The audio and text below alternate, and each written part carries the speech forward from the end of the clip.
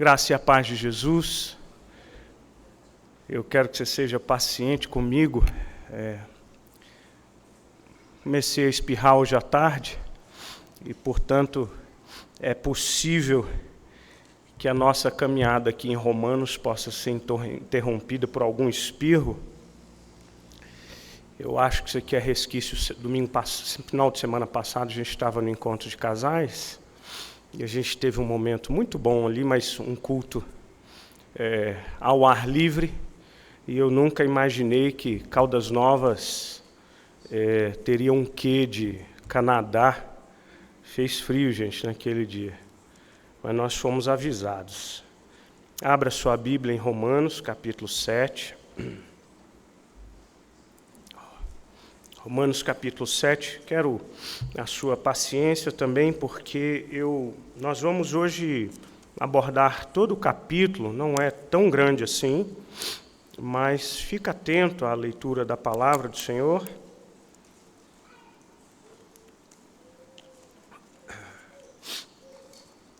Romanos, capítulo 7.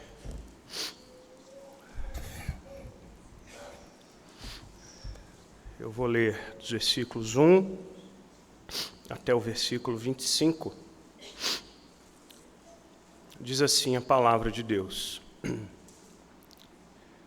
Porventura, ignorais, irmãos, pois fala aos que conhecem a lei, que a lei tem domínio sobre o homem toda a sua vida.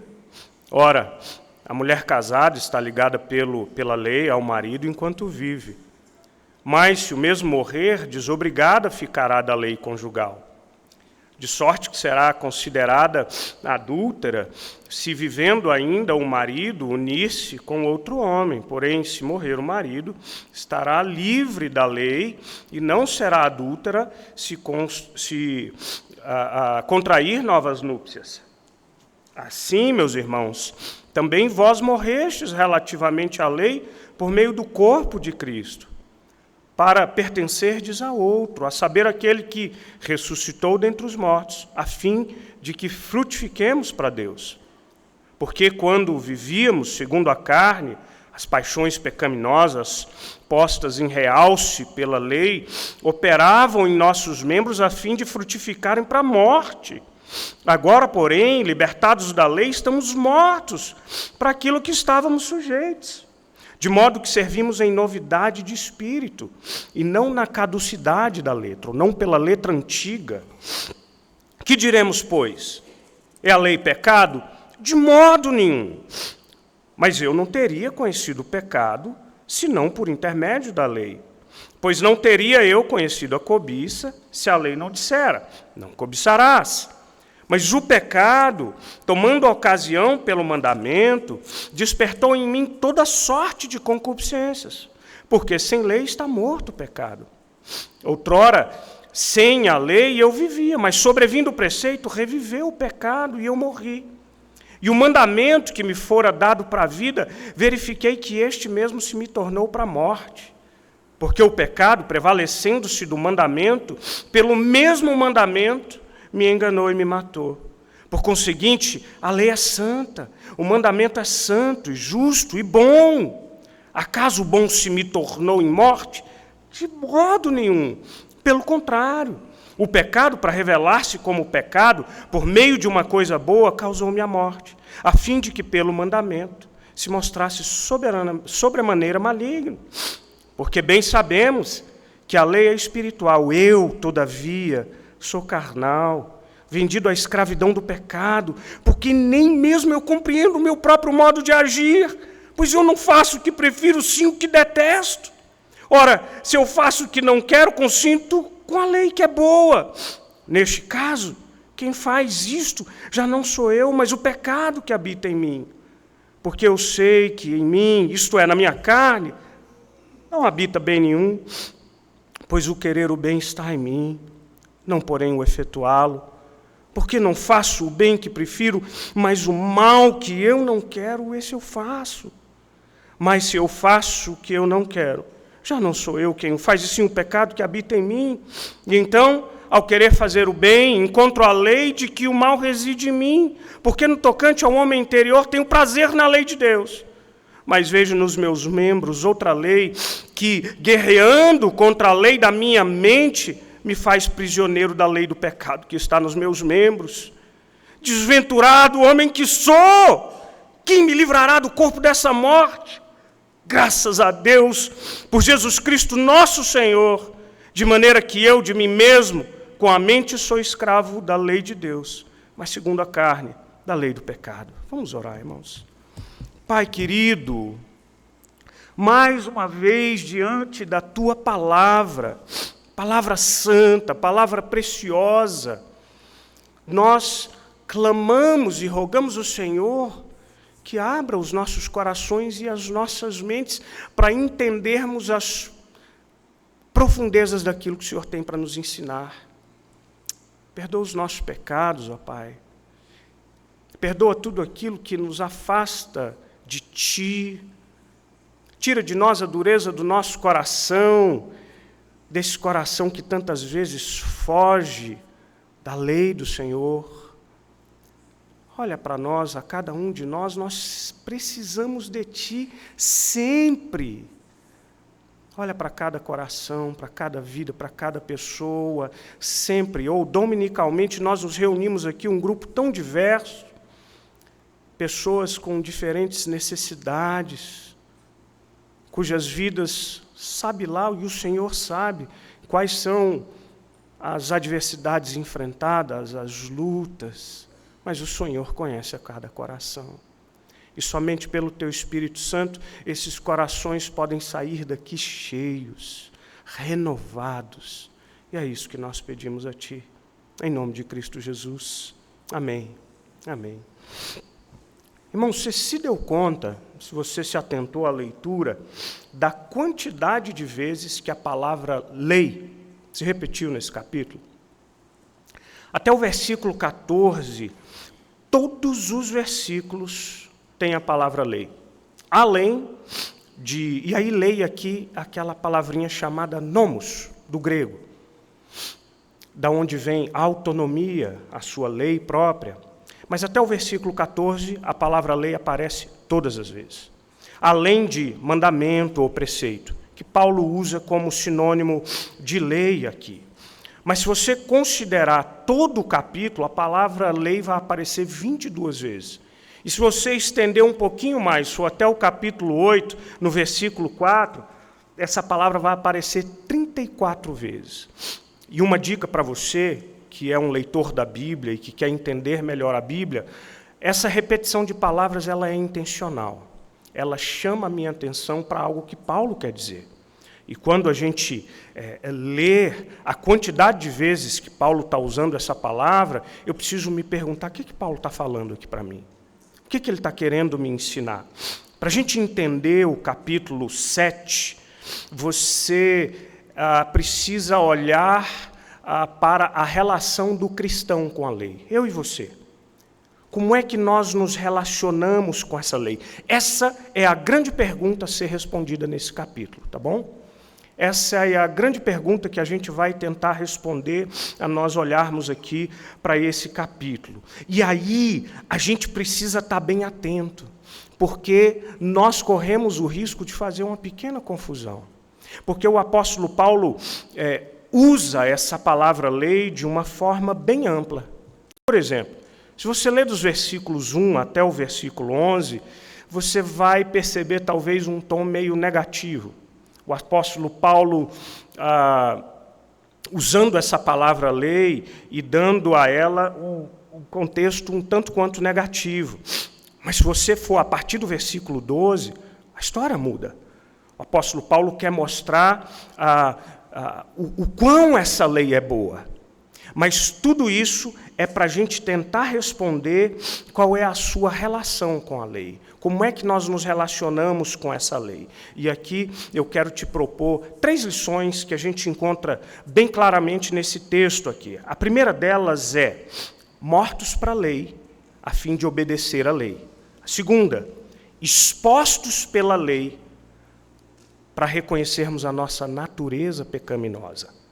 Terceiro, em conflito com a lei, a luta com o mal que habita em nós. Ou, para ficar mais fácil para você, mortos pela lei, expostos pela lei e em conflito com a lei. Vamos aqui para o nosso primeiro tópico. Enquanto eu dou as minhas fungadas aqui, você presta atenção no que diz o texto bíblico, tá bom? Vamos tentar responder uma pergunta anterior. O que Paulo está querendo dizer dos versículos 1 a 6, quando ele fala sobre lei? Quando Paulo, geralmente, aqui a gente está vendo aqui em Romanos, quando Paulo fala sobre lei, o apóstolo Paulo está se referindo aos mandamentos de Deus. Mas quando Paulo dá um tom negativo, ele está querendo se referir à forma como aqueles judeus e aqueles fariseus se relacionavam com essa lei. Para eles, o favor de Deus era atraído a eles, ou a salvação era fruto da sua diligente obediência. Assim eles pensavam. A gente obedece, a gente é disciplinado, Deus derrama sobre nós o seu favor. No fim das contas, a salvação é meritória. Não é à toa que você vê Jesus discutindo tanto com aqueles fariseus que criavam uma enormidade de regras. Faça isso, Deus vai te abençoar. Faça aquilo, Deus vai te abençoar. E aí, irmãos queridos, o apóstolo Paulo está respondendo àqueles a quem ele chama de legalistas. Tá? Os legalistas são aqueles que criam regras que Deus nunca criou. Você lembra quando Jesus, por exemplo, se refere a essa turma, dizendo que eles fazem mandamentos de homens? Não eram os mandamentos de Deus que Jesus estava exortando aquela turma. Jesus se referia a essas regrinhas que eles criavam, segundo a pecaminosidade do seu coração, achando que era a sua obediência. A gente vive muito certinho e Deus vai nos abençoar. Bom, por outro lado, o apóstolo Paulo está respondendo àqueles que a gente chama, lá vai um nome difícil, tá bom? Antinomianos. Que nome difícil, né? Bom, essa palavra antinomiano se refere a anticontrário e nomos é lei. Gente, olha como é a nossa cabeça. Se por um lado a gente tem aquela turma assim, a gente para atrair o favor de Deus, a gente tem que fazer tudo certinho. Se a gente fizer tudo certinho, Deus vai nos amar e nos abençoar. Para essa turma, o apóstolo Paulo lembra que nós estamos não mais debaixo da lei, mas sim debaixo da graça. O que ele quer dizer, a nossa salvação não vem pela nossa obediência, mas pela graça de Deus. Mas tem aquela turma que diz assim, então quer dizer que a salvação é pela graça, independentemente da minha obediência. A resposta é sim. Então eles diziam, então se a salvação é pela graça, independentemente da minha obediência, quer dizer que eu posso fazer qualquer coisa? A resposta é não. Anti-lei. Deixa a gente viver do jeito que a gente quer. Lembra o que o Paulo disse? Onde abundou, ou onde aumentou o pecado, superabundou a graça. Onde há muito pecado, há muito mais graça. E a turma disse, então vamos pecar, para que a gente obtenha muito mais graça. E Paulo diz, de jeito nenhum. Porque a gente morreu para o pecado. E é isso que agora Paulo também quer responder para essa gente. Não é isso que vocês devem fazer. Os reformadores propuseram para nós um terceiro uso da lei. O que eles nos mostravam que nós morremos para a lei, a fim de obedecer essa lei. Deixa eu tentar te explicar de um jeito melhor. Imagina você naquelas situações em que você está diante de uma situação em que você sabe claramente que tomar aquela atitude ou fazer aquela coisa é errado. O que te impede de fazer o que é errado? É o mero conhecimento da lei e da regra? Gente, se eu fizer isso aqui dá ruim, então não vou fazer. Olha aqui para mim, você que foi criança, eu duvido, Deodó, que você nunca na sua vida apertou uma campainha e um interfone e saiu correndo. Deus está vendo, tá? Entrou no elevador e apertou todos os números. E ficou assim, ó. Você sabia que aquilo era errado, não sabia? E ainda assim você fez, hein? malandro. Cuidado, hein? Ou seja, não é meramente eu saber que está errado que vai me coibir de fazer o erro, mas é uma convicção do coração. Eu obedeço à lei de Deus porque essa lei está dentro do meu coração, porque ela faz sentido no meu coração. Eu nunca me esqueci, eu ouvi uma vez a afirmação do Guilherme de Carvalho, presidente da Labri do Brasil, e ele disse assim: você sabe o que sustenta um casamento? O que sustenta um casamento? É o amor? Não. É a aliança. É o pacto. O que andam chamando de amor é tão volúvel. Um dia a gente acorda morrendo de raiva um do outro, mas o pacto, aquele compromisso aqui do coração, é isso que sustenta essa aliança da nossa vida conjugal. E é isso que o apóstolo Paulo quer dizer nos versículos 1 a 6, quando ele diz que nós morremos para a lei, a fim de frutificar para Deus. Se você dá uma olhada aí nos versículos 1 a 3, o apóstolo Paulo vai usar a metáfora conjugal. Ele diz assim: quando um homem morre, enquanto o marido está vivo, a mulher está legalmente vinculada a ele. Mas quando esse marido morre, ela está desobrigada da lei conjugal. Paulo continua o argumento lá no versículo 3. Ele diz então: se o marido morreu, essa mulher não cometerá adultério caso ela contraia núpcias com outro homem. Por quê? Porque ela está livre daquela obrigação legal. Então, dá uma olhada no versículo 4. Quando nós chegamos no versículo 4, o apóstolo Paulo agora explica que nós morremos com Cristo. Morrendo, portanto, com Cristo, morremos para a lei. Mas com Cristo, nós agora ressuscitamos para cumprir a lei, não por uma obediência legalista, medrosa, artificial, mas porque essa lei faz parte do nosso coração. É isso. Eu citei o John Stott alguns domingos atrás, quando disse que vida é ressurreição antecipada. E ressurreição é vida consumada. Para Paulo, morrer para a lei é o mesmo que morrer para o pecado. E é por isso que ele diz lá no versículo 5, que nós não vivemos mais segundo a carne. Nós morremos para aquilo que estávamos sujeitos. Você entende que para você obedecer a Deus de coração, você tem que morrer para si mesmo? Somente o seu amor a Deus, sobre todas as coisas, vai inclinar a fazer com que você deseje fazer aquilo que Deus deseja que você faça. Percebe a diferença? Uma coisa é eu fazer simplesmente porque é uma mera obrigação. A outra é eu fazer porque aquilo me dá prazer, porque é coerente com o meu coração. Vocês já ouviram falar de Agostinho de Hipona, o bispo de Hipona? Irmãos, Agostinho de Hipona até hoje é considerado um dos mais importantes teólogos da igreja cristã.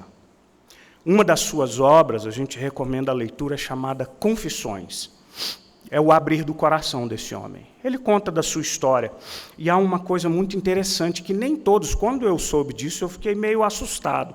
Mas sabia que Agostinho de Hipona teve um passado bem sujinho?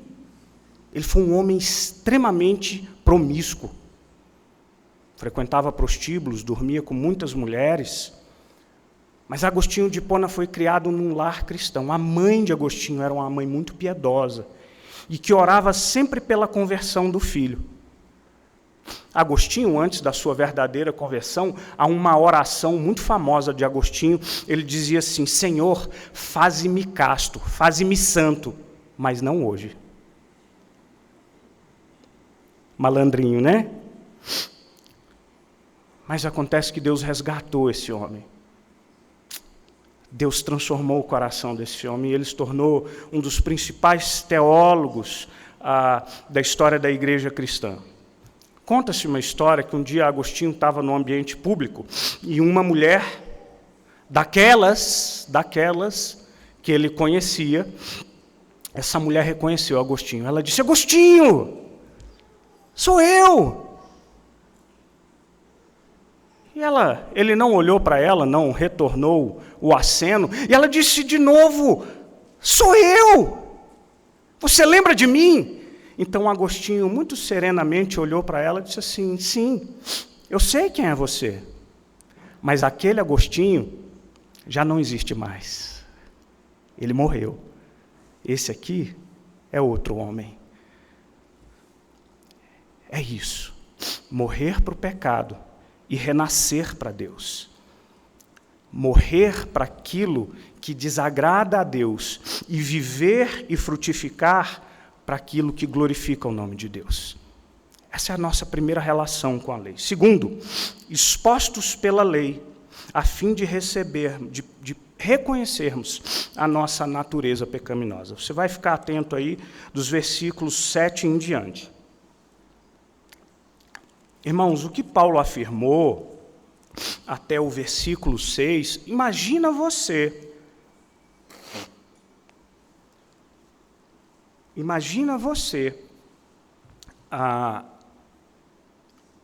sendo judeu, ouvindo essas palavras de Paulo.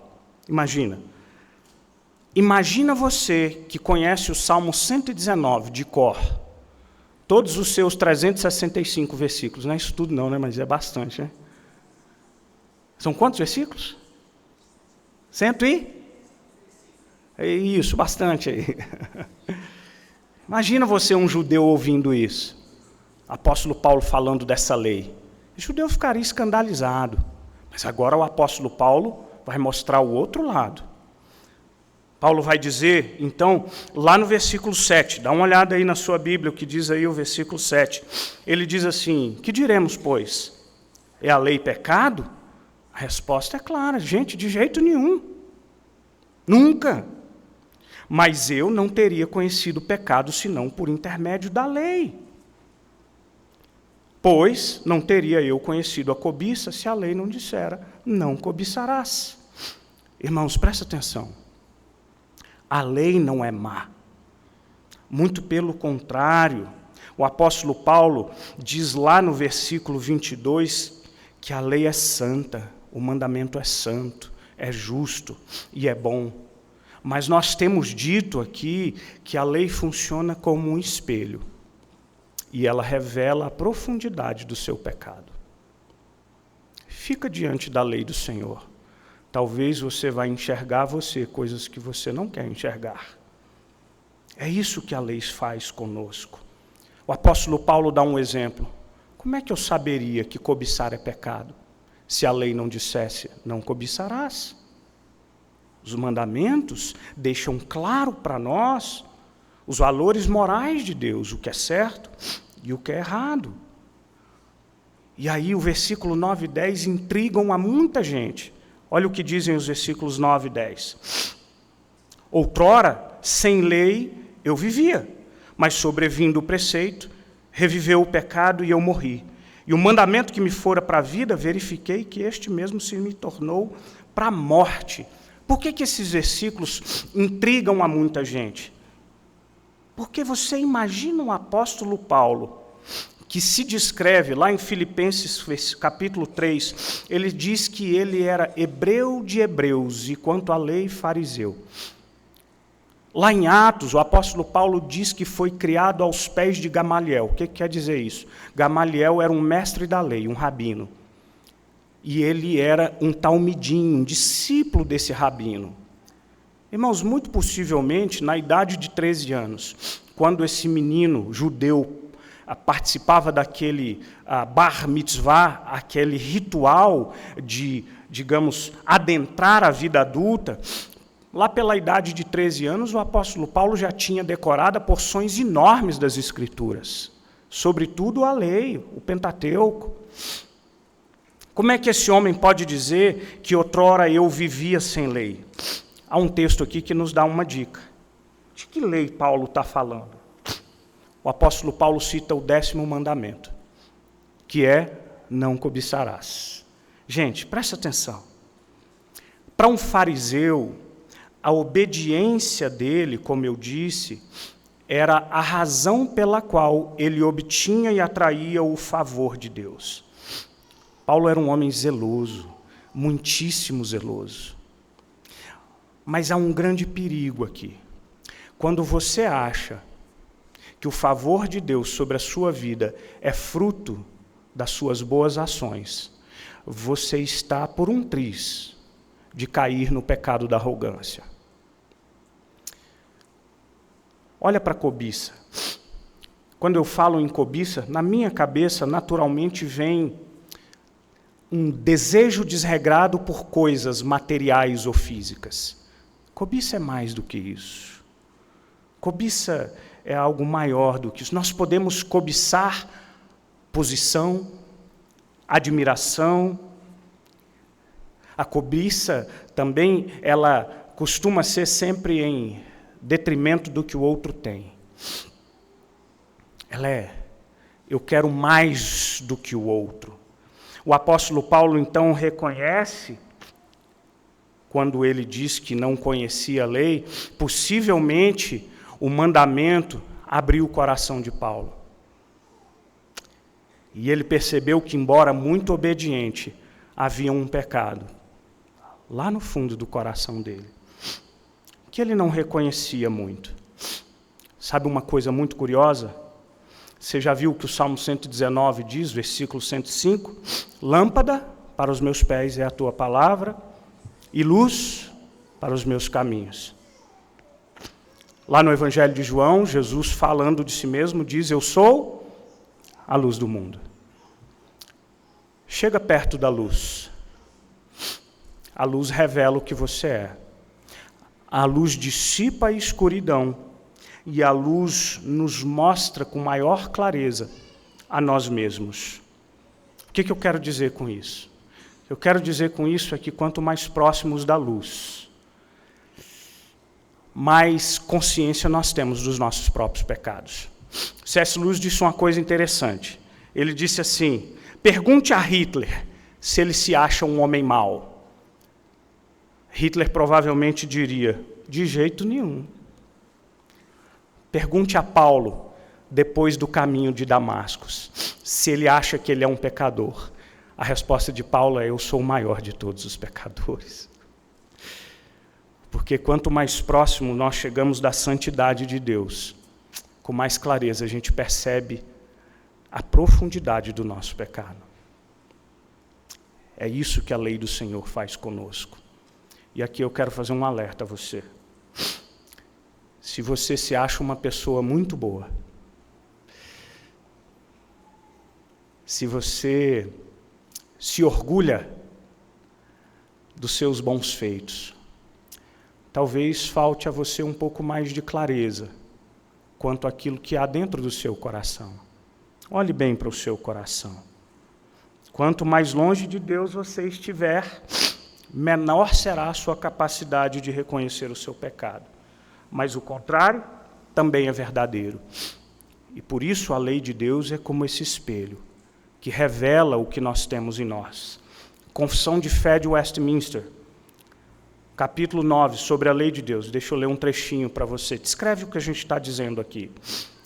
Acerca da lei, ele diz que a lei descobre-lhes também as nossas pecaminosas poluições ou sujeiras da nossa natureza e dos corações e das nossas vidas, de maneira que eles, ou seja, nós, examinando-nos por meio da lei, nós alcançamos mais profunda convicção de pecado, maior humilhação por causa deles e maior aversão a eles, ao mesmo tempo que lhes dá uma melhor apreciação da necessidade que nós temos de Cristo. Eu já disse aqui para vocês que eu, nos meus 14 anos, na Páscoa de 1992, no acampamento aqui em Brasília, como é que era, esqueci, Fazenda Bastos, o meu coração já sendo transformado por Deus, quando eu fiz a minha primeira oração na minha vida, e aquele chamado eficaz foi irresistível para mim, e a voz do pastor me chamou, e a minha oração foi simples assim: Senhor, se esse Deus de que tanto eu tenho ouvido existe, por favor, habita a minha alma. Sabe que foi a minha oração a partir desse exato momento? As primeiras palavras que saíram da minha boca foi: perdão, perdão. Eu nem sabia o que era pecado, mas o Espírito Santo imediatamente revelou a mim que espécie de gente eu era. Perdão, Senhor. A lei de Deus nos mostra, irmãos, e ela nos santifica. Vamos para o nosso terceiro ponto, e aqui a gente vai ficar um pouquinho mais. Terceiro, em conflito com a lei, a luta contra o mal que habita em nós. Aqui fica atento aqui nos versículos 14 ao versículo 25, tá bom? E você está de parabéns por tentar esquecer o meu, tá bom? Vamos lá, fica firme aí comigo, tá? Há muito debate sobre estes versículos. Há muitos teólogos que falam: isso aqui não pode ser Paulo. Paulo usa palavras duras aqui, que descreve a ele mesmo. Ora, o pessoal diz assim: não era Paulo. Paulo estava personificando alguém. Paulo estava colocando-se no lugar de alguém. Ou aqui Paulo estava falando como se fosse Adão, ou o próprio Israel. Enfim, os debates são inúmeros. Os pais da igreja, a partir de Orígenes, tinham muita dificuldade. Os reformadores tentaram olhar isso aqui de uma outra forma.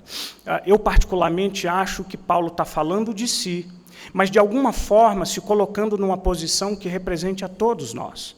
A todos nós. Sabe por quê? Porque o pecado é uma condição humana. Olha por que os teólogos discutem tanto se é Paulo mesmo. Olha como Paulo é duro quando fala de si mesmo. Versículo 14. Porque bem sabemos que a lei é espiritual. Todavia, eu sou o quê, gente? Carnal e vendido à escravidão do pecado. Paulo, você foi? Não, Paulo, mas você é o cara mais santo que eu já ouvi falar. Eu acho que Paulo estava dizendo: eu não sou tão assim, não. Eu tenho as minhas batalhas. Versículo 18, dá uma olhada lá. Porque eu sei que em mim, isto é, na minha carne, não habita bem nenhum. Pois o querer o bem está em mim, porém não o efetuá-lo. Você entendeu o que Paulo disse?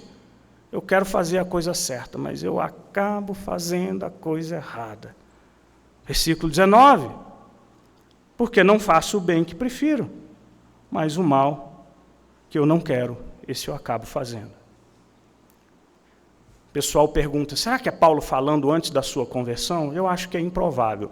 Se você perceber bem, os versículos, até versículo 11, Paulo usa os verbos no passado. A partir do versículo 12, os verbos estão no presente. Eu sou carnal, vendido à escravidão. Portanto, eu creio que é Paulo falando de si mesmo. Sabe por quê, irmãos? E a gente precisa sempre se lembrar disso. Porque, embora nós tenhamos sido libertos do pecado, nós não estamos isentos de ser tentados pelo pecado e muito menos de pecar. Nós estamos sujeitos ao pecado. Em Cristo, o nosso novo nascimento em Cristo, nós recebemos o Espírito Santo e, pela ação do Espírito Santo, a gente recebe o poder de Deus para vencer o pecado. Mas a gente ainda continua sujeito ao pecado. Jerry Bridges diz assim, no seu livro sobre santidade, ele diz assim: embora o pecado já não reine em nós, tentará continuamente apanhar-nos. Embora tenhamos sido libertos do reino do pecado e do seu governo, não fomos libertos dos seus ataques. Quem aqui não é mais tentado por nada? Quem aqui não peca mais? Quem aqui não está sujeito às falhas? Vamos entender uma diferença? Embora a gente possa entender a salvação como algo pontual, que deve ser entendida como o único ato de Cristo sobre nós. Você está justificado, você foi perdoado, você foi adotado como filho. É um ato de Deus. A santificação, de forma diferente, ela é contínua, gradativa, progressiva. O nosso processo de santificação, irmãos, continua. E a luta contra o pecado, embora, se por um lado a salvação não dependa de mim, a santificação depende. Não exclusivamente. John Piper diz que a santificação ela depende fundamentalmente de Deus, mas decisivamente de você. Se nós não tivéssemos o Espírito Santo, não seríamos capazes de dizer não ao pecado. Mas se você não for intencional, você vai pecar e vai continuar pecando. Você lembra do que o apóstolo Paulo diz em Gálatas, capítulo 5? Ele diz, porque a carne milita, guerreia contra o Espírito, e o Espírito contra a carne, porque são opostos entre si, para que não façais o que porventura seja do vosso querer. Irmãos, olhem para mim. Qual é o crente sincero que em algum momento da sua vida, diante das suas falhas repetitivas, diante do seu coração entristecido e frustrado, nunca orou como o versículo 15, porque nem mesmo eu compreendo o meu próprio modo de agir, pois eu não faço o que prefiro, sim, que eu detesto. Versículo 18, porque eu sei que em mim, isto é, na minha carne, não habita bem nenhum. O querer o bem está em mim, não o efetuá-lo. Versículo 19, porque não faço o bem que prefiro, mas o mal que eu não quero, esse eu faço. Irmãos queridos, quantos de nós, diante dos nossos pecados, nunca fizemos essa oração a Deus, dizendo, de novo, Deus, me perdoa. Cuidado. Embora você tenha sido liberto das amarras do pecado, o pecado ainda tem a capacidade de nos seduzir, a ponto de que você voluntariamente estenda suas mãos novamente para essas amarras. Existe, como o apóstolo Paulo diz, o pecado, o mal que habita em nós, e você precisa estar atento. Há uma guerra travada diariamente sobre as nossas vidas. E nós precisamos vigiar. Sabe que coisa interessante? Essa verdade sobre nós, mesmo pessoas não crentes, de alguma forma, percebem esse conflito entre o desejo de fazer o bem e a incapacidade de fazê-lo. Então eu vou aqui mais uma menção nerd para vocês. Jovens, vocês lembram do Peter Parker, o Homem-Aranha, quando ele encontrou o Venom? O Venom é aquele Homem-Aranha preto, de bocarra, horroroso. Você sabia que o Venom era um simbionte? Gente, eu estou nerdão, não estou? O Venom era um parasita. E aí é uma coisa horrorosa. Sabe o que eu acho interessante? Quando aquele parasita entrava no seu hospedeiro, o Homem-Aranha, aquele Peter Parker, gentil e bondoso e pacato, se tornava uma fera horrível. Mas entenda uma coisa, aquele mal que se manifestava naquele herói não era tão somente um mal externo, era a potencialização de algo que ele tinha dentro dele. Você sabe que a gente pode usar essa metáfora para entender um pouco desse pecado que está dentro de nós? Aquilo que você faz de ruim não é só por causa das influências do meio, é porque dentro de você tem uma chaga que só será retirada de você naquele dia, que você for levado à presença do Senhor.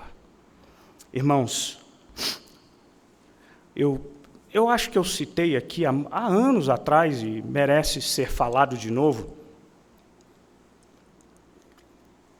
pastor Eugene Peterson, ele faleceu há poucos anos atrás, e ele escreveu uma autobiografia, um pastor que escreveu muitos livros publicados no Brasil sobre teologia pastoral.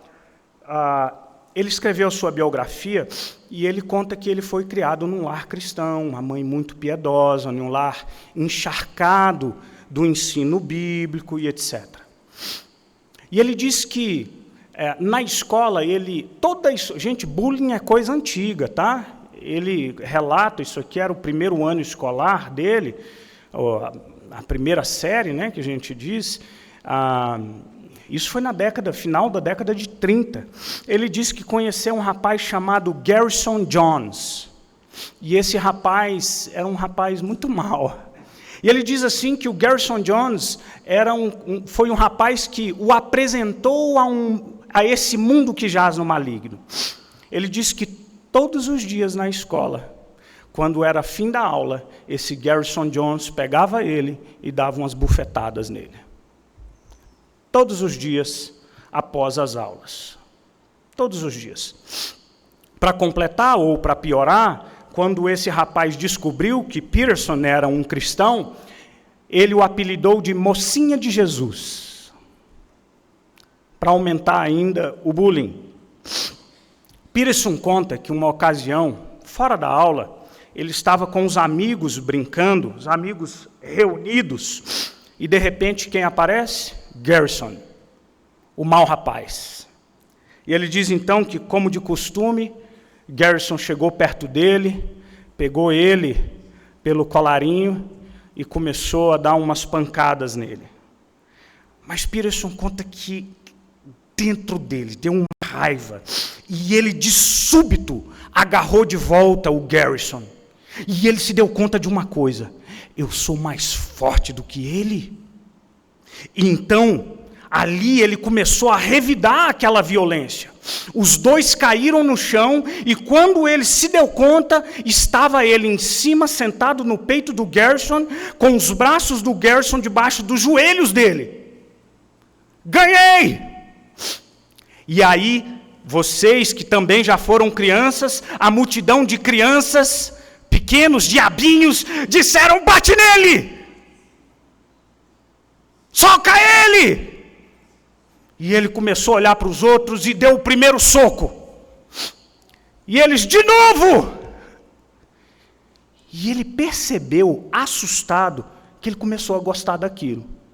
Foi o primeiro soco, foi o segundo, e o nariz do Garrison começou a sangrar. E ele nem se comoveu com aquela violência e com aquele sangue. Enquanto os amiguinhos gritavam: bate nele! Ele disse que naquele momento os ensinos bíblicos da mãe vieram à sua mente. Amarás o teu próximo, darás a outra face, andarás uma nova milha. E ele diz então que, para santificar o seu ato, ele continuou batendo e disse: você aceita Jesus como seu Senhor e Salvador? E o Garrison não disse nada, e ele desferiu um outro soco: você aceita Jesus como seu Senhor e Salvador? E o Garrison disse: sim! O Peterson disse: esse foi o meu primeiro convertido. Crianças, não entendo essa história errada. Esse não é um evangelismo válido, ok? Não é o evangelismo explosivo, né? Preste atenção, moral da história. Peterson diz que se escandalizou consigo mesmo, porque ele percebeu que ele começou a sentir prazer naquele ato. E ele diz assim: Garrison Jones me introduziu a um mundo mau que eu não conhecia.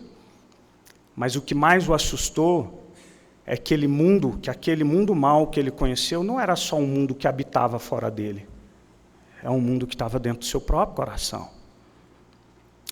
Miserável homem que sou. A gente é capaz de cada coisa, né, gente? Vou contar para vocês uma historinha doméstica lá de casa, tá? Todo mundo já está olhando para você, Dani, de novo. Aguenta aí. Gente, teve um sábado, Dani de plantão, 12 horas de plantão, sabadão. E cansativo. E ela criou com razão, ela tinha uma expectativa de que depois de 12 horas de plantão, eu estava em casa. Os meus sábados normalmente são trabalhando para concluir os sermões de domingo, tá? E, portanto, eu estando em casa, ela criou a expectativa de que, ao chegar em casa, o que ia ter, gente? Comidinha pronta, nada mais justo, não é? Só que nesse dia eu estava muito agitado e eu pensei em sair. E combinei com os colegas de correr no parque. Só que eu calculei mal a hora de retorno da casa. E, de repente, quando eu estou voltando para casa, ela chegou em casa e disse: cadê você? E aí eu já pensei: eita. Eu falei: estou chegando aí. Ela disse alguma coisa nesse sentido, procurou por comida. Eu disse: dá uma olhada na airfry. Tinha 2, 3 filetes de bife velho, lá, alguma coisa assim. Daqui a pouco me liga uma das filhas. Eita, pai. Mamãe não gostou, não. Abriu a airfry e fechou. Pá! Aí eu, como um bom marido, liguei para ela, falei: meu bem, você quer que eu busque alguma comida em casa? Não precisa. E eu pensei: agora deu ruim mesmo. Acelerei, corri, cheguei em casa. Já estava ela de banhozinho tomado, pronta. Eu disse: para onde você vai? Vou sair para comer alguma coisa. Expectativa frustrada. Só que aí eu também não gostei, irmãos. Não gostei, achei um exagero. Olha o meu pecado no meu coração. E o orgulho? Eu falei: não, aí também é demais. Ora, as bolas. Não precisa. Eu perguntei se você queria que eu trouxesse alguma coisa. Não precisa mais. Vou sair e vou comer alguma coisa. E eu disse a ela então assim: então faz um favor para mim. O quê? Traz para mim também. Nessa, uma das filhas já estava. Ô, gente, mas fala para mim, olha bem sinceramente para mim, sem ser misericordioso com o seu pastor. Vacilei, não vacilei? Sabe qual é o nome desse pecado? Pirraça. Esse é um dos males que habita no meu coração, gente. É difícil. Mas eu vi a oportunidade assim tão... Sabe, aquela bola que era só chutar e fazer o golaço? Golaço contra. Traz para mim, então. Pá! Fechou a porta. Fui logo repreendido por uma das filhas. Aí eu, não, já, naquela hora, gente, o Espírito Santo habita em nós, habita. Aí vem aquela vozinha santa dizendo assim, em linguagem atualizada: pisou na bola. Pisou na bola. O mal habita em nós, irmãos. Há um pecado prontinho para ser concretizado. Seja numa palavra provocativa, seja num gesto violento. Preste atenção. Sabe como é que Paulo termina a sua oração, depois de olhar bem para o seu coração, diante daquilo que a lei lhe mostrava? Miserável homem que sou. Miserável homem que sou, desventurado, diz o texto aqui da Ara. Mas em seguida, o apóstolo Paulo, depois da sua contestação, ele faz uma oração: quem me livrará deste corpo mortal ou do corpo desta morte? Sabe qual é a resposta de Paulo para mim e para você? Sabe quem pode te livrar do seu próprio coração pecaminoso? O Evangelho de Jesus Cristo. Olha o versículo 25. Graças a Deus por Jesus Cristo nosso Senhor, que, de maneira que eu, de mim mesmo, com a mente, sou escravo da lei de Deus, segundo a carne, da lei do pecado. A despeito da rivalidade dentro de mim, entre carne e espírito, o apóstolo Paulo sabia de uma coisa: a sua salvação estava nas mãos de outra pessoa. A libertação do seu pecado estava nas mãos de Cristo Jesus. Não foi isso que Cristo fez por você? Ele veio ao mundo, viveu de um jeito que você não é capaz de viver, para conquistar por você o que você não seria capaz de conquistar. Esse é o Evangelho da graça. Sabe quem te liberta do poder destruidor do seu próprio pecado? Não é a sua boa vontade, mas é o Senhor Jesus Cristo gracioso. Irmãos queridos, que grande batalha é a nossa. Às vezes a gente se cansa. Às vezes a gente quer até desistir. Mas eu quero convidar você a não parar de lutar. Mas não lute só com as suas forças. Lute pelo poder daquele que já venceu. Essa imensa guerra, que é a vida cristã, é bem possível que você perca algumas das batalhas que você batalha e peleja. Mas a grande promessa do Evangelho para nós é que a guerra já está vencida e que o prêmio já está assegurado a você. E o dia que você cruzar a linha de chegada, o nosso bom mestre Jesus Cristo de Nazaré tem uma coroa da vida te esperando e pronto a te dizer: filho bom e fiel, entra no gozo do seu Pai.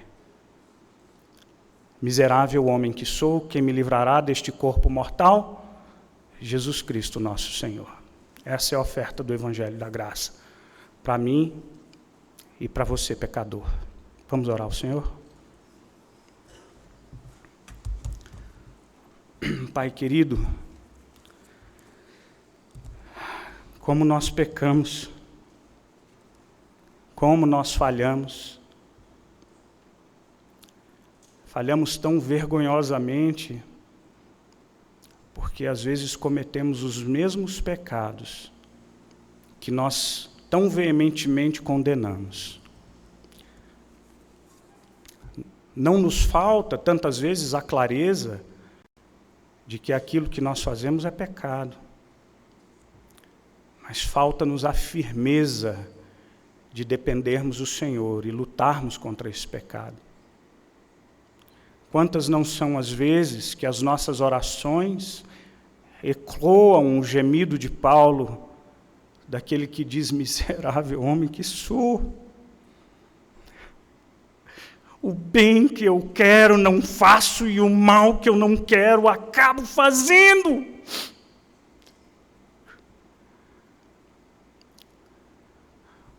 Mas a esperança que nós temos é em Cristo Jesus, nosso Senhor, que mesmo sendo nós pecadores, morreu por nós. Obedeceu perfeitamente à vontade do Pai. Carregou sobre si a punição que nós merecíamos, para ofertar a nós o presente que nós não merecíamos. Nós te louvamos por tão imenso e tão grande amor. Em nome de Cristo Jesus, nosso Senhor. Amém.